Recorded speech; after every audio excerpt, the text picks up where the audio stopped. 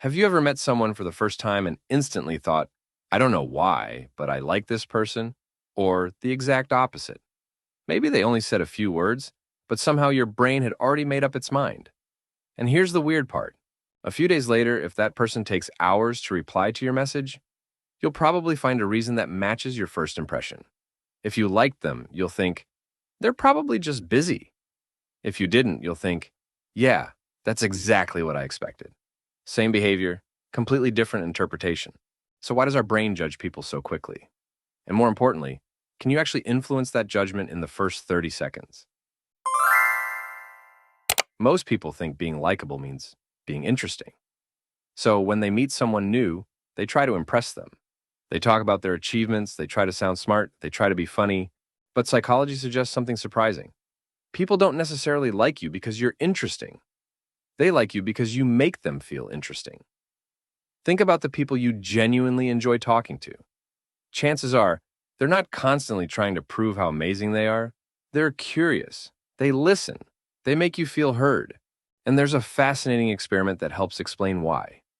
In 1997, psychologist Arthur Aron brought complete strangers together and asked them a series of questions. But there was a catch. The questions gradually became more personal. Participants moved from simple facts about themselves to meaningful experiences, beliefs, and emotions, and the result was remarkable. The strangers who had these deeper conversations felt significantly closer to each other than those who just engaged in ordinary small talk.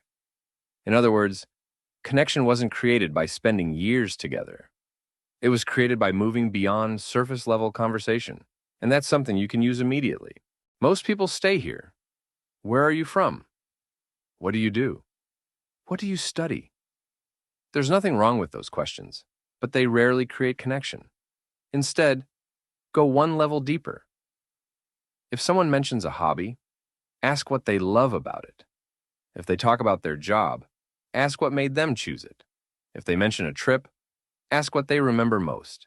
You're no longer collecting facts. You're learning how they see the world. And that's where real conversations begin. Just don't turn it into an interview. The goal isn't to ask 100 questions, it's to be genuinely curious. Listen to the answer, follow what interests them, and share a little about yourself too. Because at the end of the day, people usually don't walk away thinking, that was the most impressive person I've ever met. They walk away thinking, I really enjoyed talking to them. So the next time you meet someone new, stop trying so hard to be interesting. Instead, make the conversation interesting. You might be surprised how quickly people start liking you. And if you enjoy learning practical psychology that you can actually use in everyday life, subscribe to the channel.